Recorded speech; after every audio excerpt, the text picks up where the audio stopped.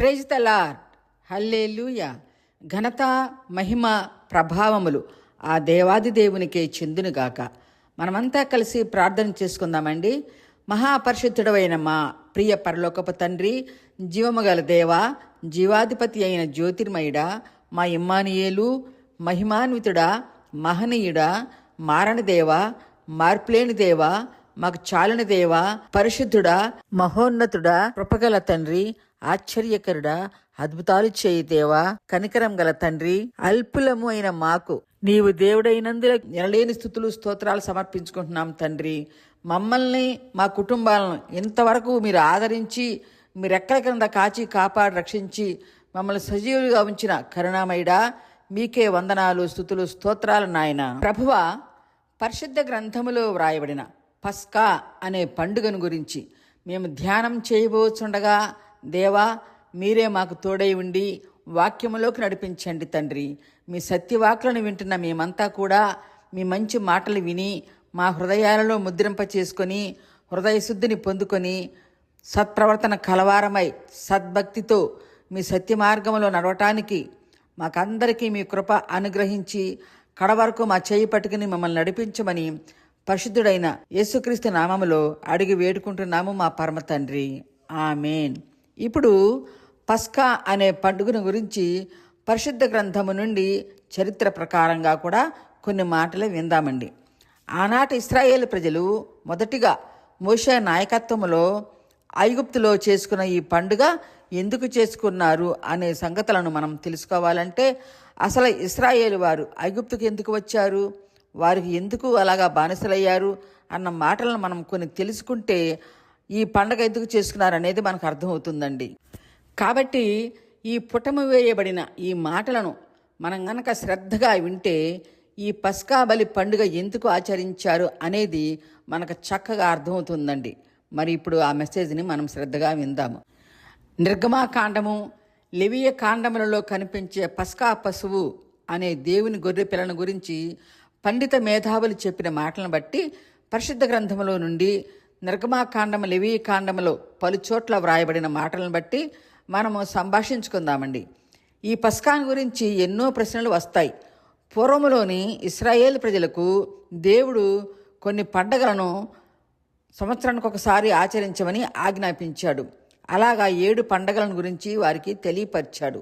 వాటిలో 3 పండగలు ముఖ్యమైన పండగలు ఏమిటంటే, మొదటిది పస్కా పండుగ. ఈ పండుగ మార్చి, ఏప్రిల్ మాసాలలో చేసుకుంటారు. రెండవది పులిని రొట్టెల పండుగ.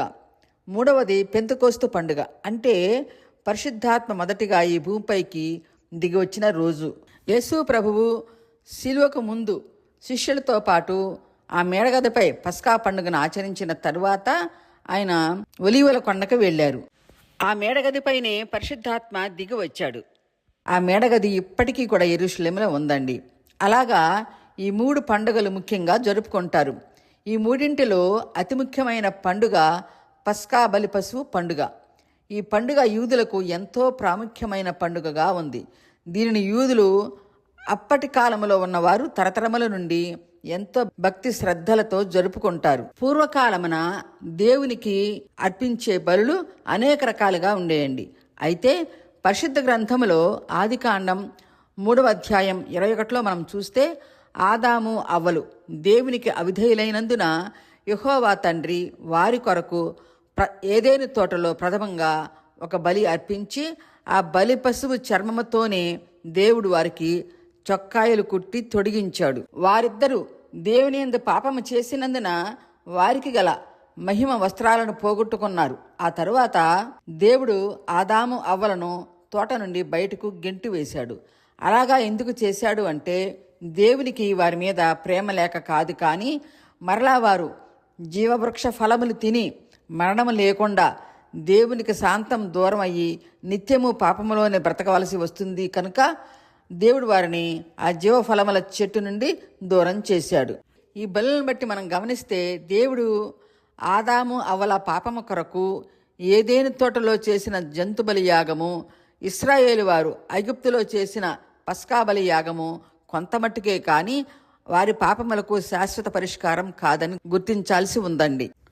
మరి మానవుల పాపాలు ఎప్పుడు విడిపోతాయి అని మనం అనుకుంటే ఆదికాండం 3:15లో యెహోవా తండ్రి చెప్పిన విధంగా ప్రభువు ప్రవక్తల ప్రవచనాల ప్రకారం ఆయన ఆమె సంతానముగా పుట్టి ఈ భూమిపై పస్కా బలి పశువుగా వర్తమాన భూత భవిష్యత్ కాలములలో ఉండే సమస్త ప్రజలందరి కొరకు ఒక్కసారే సిలువలో బలియాగము చేసి అందరికీ శాశ్వత పరిష్కార పాప విమోచన కలిగించి పరలోకము చేరే మార్గమును కలిగిస్తాడు. ఇది రాబో కాలములో జరగబోయే దేవుని ప్రణాళిక సంకల్పములోని ఒక భాగమై ఉందండి.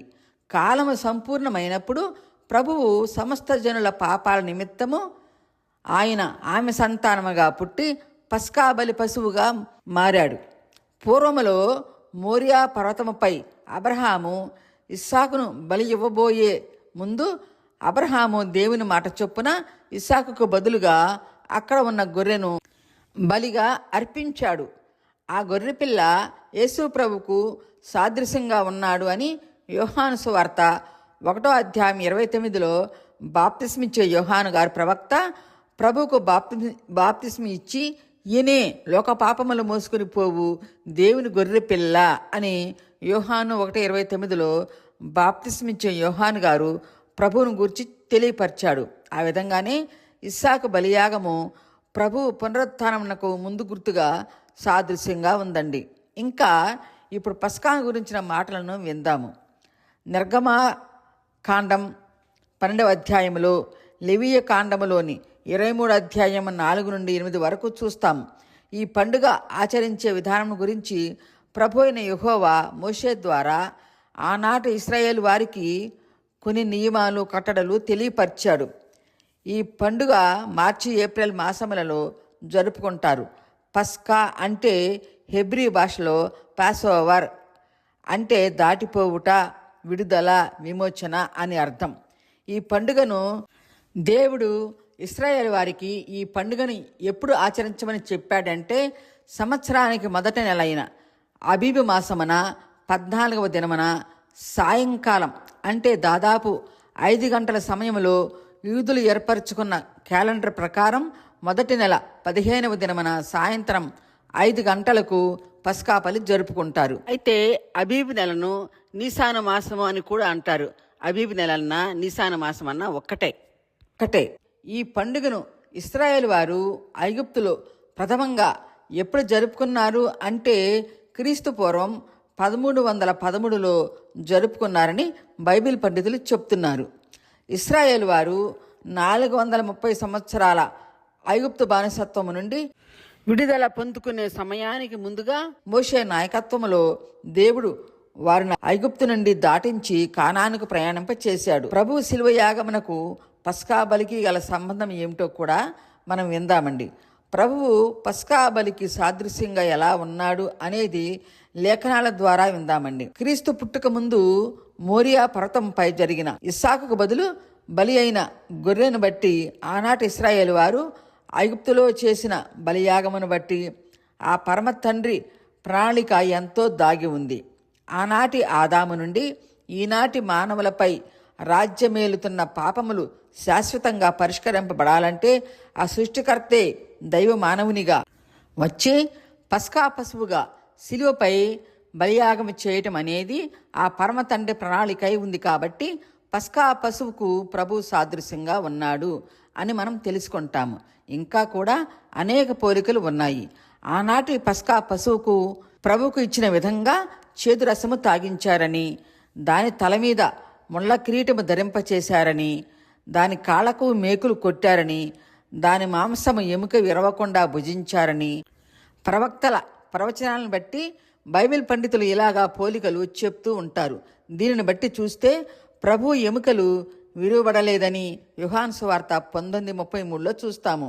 ఆ విధంగా ప్రభువు ఆనాటి పస్కా పశువుకు సాదృశ్యంగా శిలువపై బలిగావింపబడ్డాడని 1 కొరింథీ 5వ అధ్యాయం 7-8లో, 27వ అధ్యాయం 29-35 వరకు మనం ఇలాగ ఎన్నో పోలికలు చూస్తామండి. ఇశ్రాయేలీయులు పడుతున్న కఠినమైన శ్రమలనే బానిసత్వము నుండి పస్కా పశువు రక్తము ద్వారా విమోచన, విడుదల కలిగించుకొని మోషే నాయకత్వంలో ఐగుప్తు నుండి దాటి వచ్చి వాగ్దాన భూమి అయిన కానానుకు చేరుకోవటానికి బయలుదేరారు. అలాగా వారు దేవుడు చెప్పిన విధంగా ఐగుప్తులో పస్కా పశువును వధించి దానిని అగ్నితో కాల్చి ఆ మాంసమును పొంగని రొట్టెలతో చేదు కూరలతో ఆ పస్కా పశు మాంసమును భుజించారు. ఆ పస్కా పశు మాంసము ఎలాంటిది అయి ఉండాలంటే నిర్దోషమైనదిగా, అంటే ఎలాంటి డాగు మచ్చ అనేది లేకుండా ఆరోగ్యకరంగా ఉండే ఏడాది మగ గొర్రె పిల్లను తీసుకోవాలి. అలాగనే మేక పిల్లైనను పస్కా బలికి తీసుకోవచ్చు అని చెప్తూ దానిని గురించి అది ఎలా భుజించాలి అన్న నియమాలను కట్టడం కూడా దేవుడు మోషే ద్వారా ఇశ్రాయేలు ప్రజలకు తెలియపరిచాడు. ఈ మాటలు నిర్గమాకాండం 12వ అధ్యాయం 6 నుండి 19 వరకు చూస్తామండి. అలాగా ఇశ్రాయేలు ప్రజలు దేవుడు మోషేకు చెప్పిన విధంగా ఆ మాటలన్నీ భక్తి శ్రద్ధలతో విని అదే రోజు పస్కా బలి పశువును వధించి అగ్నితో కాల్చి పొంగని రొట్టెలతో చేదు కూరలతోని వారి వారి కుటుంబాలతో కలిసి భుజిస్తారు. అది వారికి ఈనాటికి నిత్యమైన కట్టడగా ఉందండి. వారి సంతానముల వారు ఈ పస్కాను గురించి వారి తల్లిదండ్రులను అడిగినప్పుడు ఆ తల్లిదండ్రులు పిల్లలకు పూర్వములో దేవుడు వారికి కష్టాలలో చేసిన ఉపకారములన్నింటినీ వారికి ఉచితంగా తెలియపరుస్తారు. వారు ఆ విధంగా భోజన బల్ల దగ్గర పిల్లలకు ఆనాటి కాలంలో దేవుడు ఇశ్రాయేలీయుల ఎడల చేసిన కార్యములన్నింటినీ తలపోసుకుంటూ వారికి పూర్వము నుండి అప్పటి వరకు జరిగిన సంఘటనలను పస్కా బలి పశువు రోజున పస్కా బలిని భుజిస్తూ చెప్తారు. అలాగా వారు తరతరముల వారు ఒకరికి ఒకరు తెలియపరచాలని దేవుని ఆజ్ఞ ఉంది కనుక ఆ రోజు ప్రతి కుటుంబంలో కూడా పస్కాను గురించి చెప్పుకుంటారు. రాబో తరాలకు కూడా మీరు చెప్పాలి అని వారికి బోధిస్తారు. అయితే దేవుడు ఇశ్రాయేలు ప్రజలతో పస్కా బలిని ఎందుకు చేయమన్నాడు అనేది కూడా మనం తెలుసుకోవాలంటే పూర్వములో జరిగిన సంగతులలో కొన్ని క్లుప్తంగా మనం ధ్యానం చేద్దామండి. పూర్వములో యాకోబు అనే ఇశ్రాయేలు కాలంలో కానాను ప్రాంతంలో కరువు వచ్చినందున దేవుడు తన సొత్తైన ఇశ్రాయేలు ప్రజల రక్షణ కొరకు ఒక ప్రణాళిక ప్రకారం వారినందరినీ ఆ గొప్ప కరువు నుంచి కాపాడి బ్రతికించటానికి గాను దేవుడు వారిని అందరినీ ఐగుప్తు దేశమునకు పంపించాడు. అలాగా 70 మందిగా వెళ్ళిన ఆ ఇశ్రాయేలు వారు అక్కడే స్థిరపడ్డారు. అలాగా స్థిరపడిన వారందరితో అప్పటి ఐగుప్తు ఫరో రాజులు వారిని బానిసలుగా చేసుకొని చెప్పలేని విధంగా వెట్టి చాకిరీ చేయిస్తూ ఉన్నారు. ఇశ్రాయేలు వారు ఐగుప్తులో ఎన్ని బాధలు ఇబ్బందులు పడుచున్నా దేవుడు వారి సంతానాన్ని బహుగా అభివృద్ధిపరుస్తూ వచ్చాడు. ఇశ్రాయేలు వారి సంతానాభివృద్ధిని చూసి అప్పటి ఫరో రాజు ఓర్వలేక వారిపై వ్యసనపడి ఐగుప్తు ప్రజలతో అధికారులతో సంప్రదించి ఒక శాసనాన్ని చేశాడు. ఇదిగో ఐగుప్తు ప్రజలారా, అధికారులారా, ఈ హెబ్రీ సంతానముల వారు బహుగా విస్తరించుతున్నారు కనుక ఈ హెబ్రీలే మనపై తిరగబడవచ్చు కనుక ఇంకా వారికి కలిగే మగ సంతానమును నైలు నదిలో మొసళ్లకు ఆహారముగా వేయండి అని ఆజ్ఞాపించాడు. అలాగా జరుగుతున్న రోజులలో అమ్రాము యూకెబెదు అనే లేవీ దంపతులకు మోషే జన్మించాడు. మోషే పుట్టుకతోనే బహుసుందరుడుగా జన్మించాడు. మోషే తల్లి అంతటి అందమైన మగబిడ్డను పారవేయలేక రాజాజ్ఞ ప్రకారం నైలు నదిలో పడవేయకుండా రాజభటుల కంట పడకుండా 3 నెలలు రహస్యంగా దాచిపెట్టింది. ఆనాటి కాలంలో రాజభటులు ఎవరికైనా మగబిడ్డలు పుడతారేమో, వారు దాస్తారేమోనని గోషేను పట్టణం అంతటిలో ఆ రాజభటులు కాపు కాస్తూ ఉండేవారు.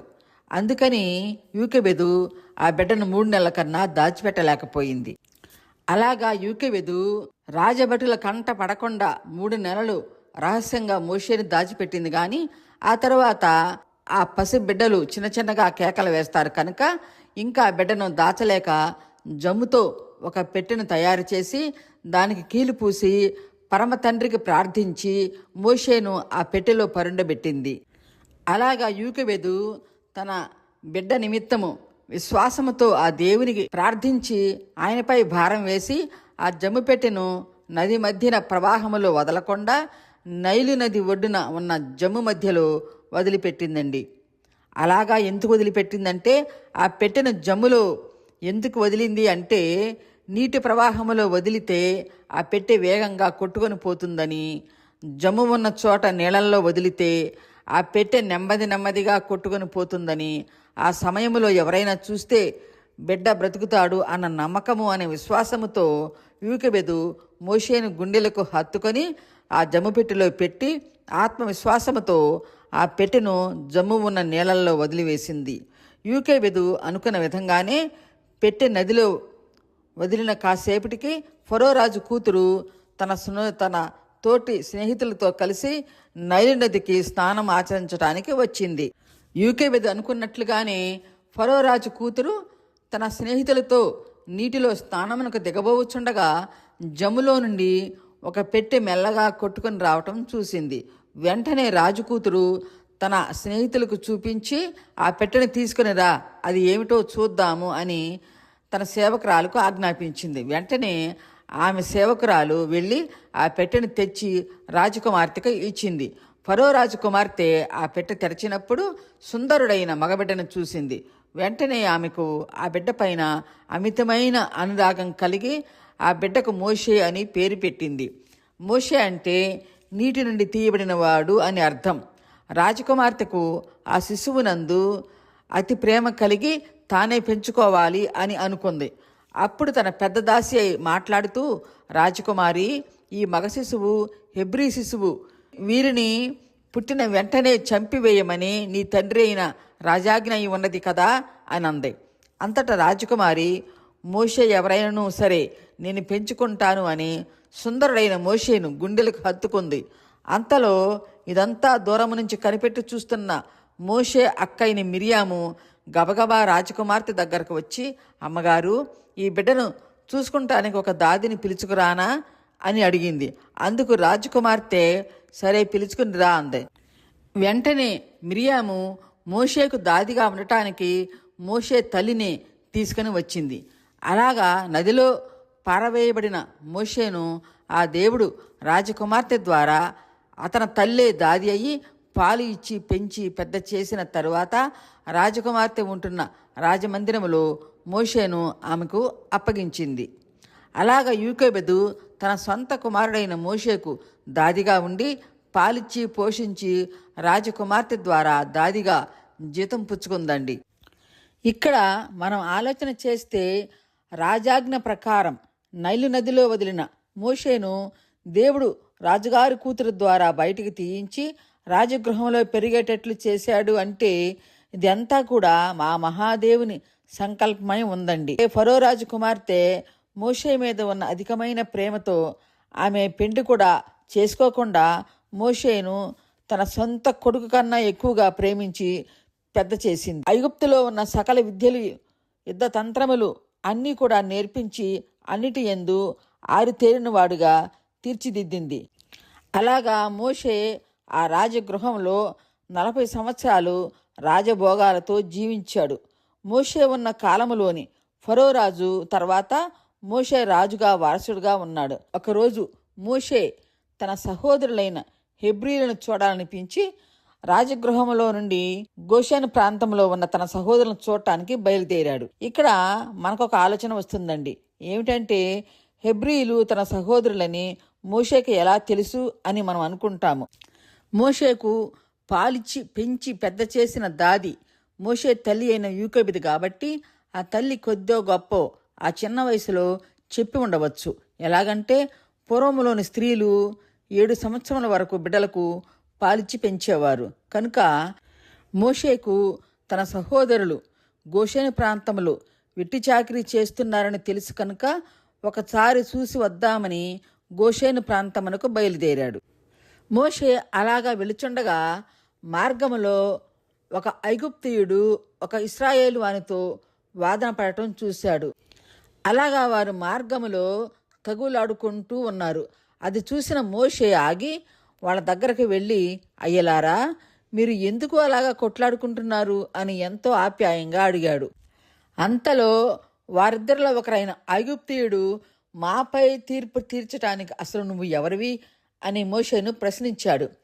అలాగా అక్కడ వారి మధ్యలో జరిగిన వాదనలో కోపోద్రిక్తుడైన మోషే ఆ ఇద్దరిలో ఉన్న మొండివాడైన ఆ ఐగుప్తీయుడిని ఒకే ఒక దెబ్బ వేశాడు. ఆ ఒక్క దెబ్బకే ఐగుప్తీయుడు మరణించడం జరిగింది. మోషే వారిని చంపాలని కాదు, కానీ కోపంతో గట్టిగానే ఒక దెబ్బ కొట్టాడు. ఆ దెబ్బకి దిమ్మదిరిగి వారిలోని మూర్ఖుడైన ఐగుప్తీయుడు మరణించాడు. వెంటనే మోషే భయపడి ఇక ఎవరు చూడలేదని అనుకొని ఆ ఇసుకలో మోషే ఒక్కడే గొయ్య తవ్వి ఆయన్ని పాతిపెట్టాడు. ఇసుకలో గొయ్యి తీయటం అనేది అసాధ్యమైన పని. ఆ పని మోషే ఒక్కడ చేశాడు కనుక చాలా బలవంతుడు అని మనం తెలుసుకుంటాము. తొందరపాటుతో తాను చేసిన పొరపాటును ఎవరు చూడలేదు అని అనుకున్నాడు, కానీ పరమాకాశమందున్న దేవుడు చూస్తున్నాడు అని గ్రహించలేకపోయాడు.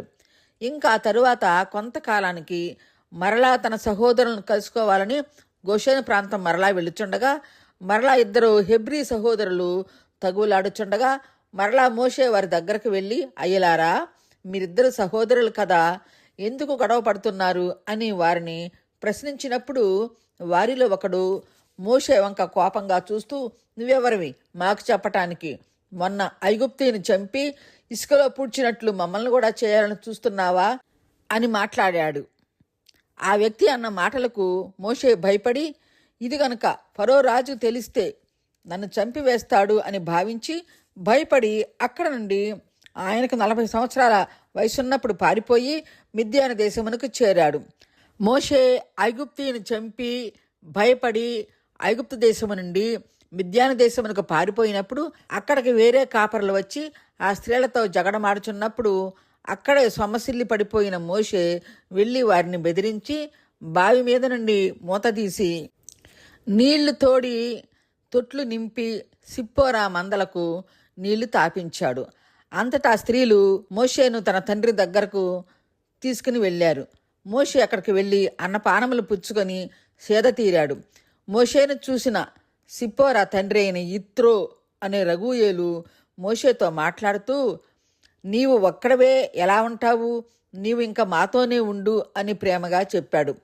మోషే రగూయేలు అనే యిత్రో మాటలకు సమ్మతించి మోషే వారింటిలోనే ఉండినప్పుడు యిత్రో తన పెద్ద కుమార్తె అయిన సిప్పోరాను మోషేకిచ్చి పెండి చేసి ఇంటిలోని ఇల్లరికము ఉంచుకున్నాడు.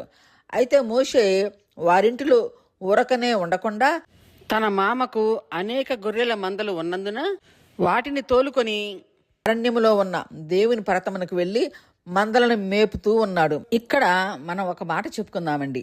ఏమిటంటే, దేవుడు ఐగుప్తు బానిసత్వంలో ఉన్న తన ప్రజలకు నాయకుడిగా చేసి వారినందరినీ ఆనాడు పూర్వము దేవుడు అబ్రహాముకి ఇచ్చిన వాగ్దానం ప్రకారం నెరవేర్చవలసి ఉంది కనుక దేవుడు తన పని నిమిత్తము మోషేను ఏర్పరచుకోవాలని తలంచాడు. మోషే ఐగుప్తులో ఒకే దెబ్బ వేసి ఐగుప్తీని చంపివేశాడు కనుక దేవుడు ఏమనుకున్నాడంటే, అమ్మా మోషే ఒక్క దెబ్బతోనే ఒక ఐగుప్తీని చంపాడు కనుక మోషేకి ఇంకా ఎలాంటి పొరపాటు జరగకుండా ఉండాలంటే ఒక గుణపాఠం నేర్పాలని తలంచి దేవుడు ఒక సంకల్పం ప్రకారం మోషేను మిద్యాను దేశానికి చేర్చి గొర్రెల కాపరిగా చేశాడు. ఎందుకంటే దేవుడు మోషే చేసిన పనిని బట్టి ఈ విధంగా అనుకున్నాడు. మోషే తన తొందరపాటుతో ఐగుప్తుకు చేరే తన ప్రజలైన ఇశ్రాయేలు వారిని ఎంతమందిని చంపేస్తాడేమో అని తలంచి ఒక గుణపాఠం నేర్పాలని గొర్రెల కాపరిగా చేశాడు. గొర్రెలను కాపు చేయాలంటే ఎంతో సహనము, ఓర్పు, నేర్పు, శాంతము అనే సుగుణాలు నేర్పించాలని దేవుడు మోషేను గొర్రెల కాపరిగా చేయటం జరిగిందండి. అలాగా దేవుడు మోషేను 40 సంవత్సరాలు నలగగొట్టాడు. ఆ తర్వాత మోషే సాత్వికుడైన తర్వాత ఆ పరమ తండ్రి ఐగుప్తు బానిసత్వము నుండి తన ప్రజలను నడిపించే నాయకునిగా మోషేను ఎన్నిక చేసుకొని మోషే హోరేబు పర్వతంపై మందలను కాపు కాస్తూ ఉన్న సమయంలో దేవుడు అక్కడ ఉన్న ఒక పొదలో అగ్ని రూపములో దర్శించి దేవుడు మోషేతో మానస్వరముతో మాట్లాడాడు. దేవుడు అగ్ని పొద నుండి మోషేతో ఏమని మాట్లాడినాడో మనం విందామండి. నిర్గమాకాండం 3వ అధ్యాయం అంతా కూడా యెహోవా దూత మోషేతో మాట్లాడటం చూస్తాము. అగ్ని పొద నుండి యెహోవా దూత మోషేతో మాట్లాడినప్పుడు మోషే భయపడ్డాడు. అప్పుడు ఆ పరమప్రభువు మోషేతో మాట్లాడుతూ, మోషే భయపడకు, నేను నీ తండ్రి దేవుడను, అబ్రహాం, ఇస్సాకు, యాకోబుల దేవుడను, భయపడకు. నేను ఐగుప్తు దేశములో నా ప్రజలు పడుచున్న బాధను నేను నిశ్చయముగా చూశాను. ఆ బాధను నా జనులు భరించలేక నాకు మొరపెట్టిన మొరను కూడా నేను విన్నాను. వారు ఆ వెట్టి చాకిరీతో ఎంత దుఃఖిస్తున్నారో కూడా విన్నాను, చూశాను. కనుక నా ప్రజలను ఐగుప్తు బానిసత్వం నుండి విడిపించి అబ్రహాముకు నేను చేసిన వాగ్దానం బట్టి కానాను ప్రాంతములో కొన్ని జాతుల వారిని అక్కడ నుండి తరిమి నా ప్రజలైన ఇశ్రాయేలు వారికి ఆ వాగ్దాన భూమిని స్వాధీనపరచటానికి నేను పరమ నుండి దిగివచ్చాను. ఇశ్రాయేలీయులు చేసిన మొర నిజముగా నా వద్దకు చేరినది. ఐగుప్తీయులు వారిని పెట్టే కఠిన శ్రమలను నేను చూశాను. కాబట్టి మోషే, నిన్ను ఫరో దగ్గరకు పంపుతాను. నీవు ఐగుప్తు వెళ్ళి ఇశ్రాయేలు వారైన నా ప్రజలకు నాయకుడివై వారిని కానానుకు నడిపించమని యెహోవా తండ్రి మోషేతో చెప్పగా, దేవుని మాటలు విన్న మోషే, ప్రభువైన యెహోవా, నేను ఫరో దగ్గరకు వెళ్ళి నీ ప్రజలను కానానుకు నడిపించటానికి నేను ఏ పాటి వాడను తండ్రి, ఎంతటి వాడను అని చెప్పినప్పుడు దేవుడు మోషేతో, మోషే, నిశ్చయముగా నేను నీకు తోడై ఉంటాను అని దేవుడు మోషే ఎదుట కొన్ని అద్భుత ఆశ్చర్య కార్యములు, సూచనలు చూపించి మోషే ఐగుప్తు ధైర్యంగా వెళ్ళటానికి బలపరిచాడు. మోషే మరలా దేవునితో మాట్లాడుతూ, తండ్రి, నేను ఐగుప్తు వెళ్ళి నేను మన పితరుల దేవుని చూశాను. మిమ్మల్ని ఈ బానిసత్వము నుండి విడిపించటానికి దేవుడే పరమ నుండి దిగివచ్చి నన్ను మీ దగ్గరకు పంపించాడు అని నేను చెప్పినప్పుడు, ప్రభువా, వారు నా మాటలు నమ్ముతారా తండ్రి? అసలు వింటారా?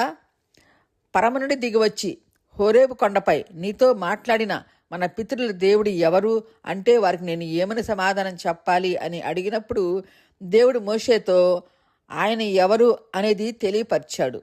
నిర్గమాకాండం 3:14 మనం చూసినట్లయితే, మోషే, నేను ఉన్నవాడను అనువాడనై ఉన్నాను, ఉండుననువాడు మీ దగ్గరకు నన్ను పంపాడు అని మీ పితరుల దేవుడైన యెహోవా అనగా అబ్రహాం, ఇస్సాకు, యాకోబుల దేవుడైన యెహోవా నన్ను మీ దగ్గర పంపించాడు అని చెప్పు అని దేవుడు మోషేతో చెప్పాడు. ఇంకా కూడా దేవుడు మోషేతో ఆయన ఎవరని ఇంకా చెప్పుకుంటూ, మోషే, నేను నిరంతరము తరతరముల వరకు నా జ్ఞాపకార్థ నామము ఇదే. కనుక నీవు ఐగుప్తుకు వెళ్ళి ఇశ్రాయేలు పెద్దలను పోగు చేసి మీ పితరుల దేవుడైన యెహోవా నాకు ప్రత్యక్షమై ఇలాగను తెలియపరిచాడు అని తెలియపరచు. వారు వినినప్పుడు ఆ పెద్దలను తీసుకొని ఫరో రాజు దగ్గరకు వెళ్ళి, మా హెబ్రీయుల దేవుడైన యెహోవా మాకు ప్రత్యక్షమై మాతో మాట్లాడాడు. మా హెబ్రీయుల దేవుడు మాతో ఏం చెప్పారంటే, మీరంతా 3 దినములు నడిచి అరణ్య ప్రాంతమునకు చేరి అక్కడ యెహోవాకు బలి అర్పించమని చెప్పాడు. కనుక మా దేవుడు చెప్పిన విధంగా మేము చేయటానికి మీరు మాకు అనుమతి ఇవ్వండి అని అడగమని చెప్పాడు. దేవుని మాటలు విన్న మోషే, దేవా, నేను నోటి మాంద్యము కలవాడను కదా, నేను ఏం చెప్పినా ఇశ్రాయేలు ప్రజలు నమ్మరు అని మోషే అనగా, మోషే, మానవులకు నోరిచ్చిన వాడను నేనే కదా, అయినను నీ అన్న అహరోను నీకు నోరుగా తోడుగా ఉంటాడు. అహరోనుకు నీవు దేవుడివై ఉంటావు. నేను నీకు తెలియపరిచిన మాటలన్నీ అహరోను వారికి తెలియపరుస్తాడు. మోషే, భయపడకు, నీవు వెంటనే బయలుదేరు.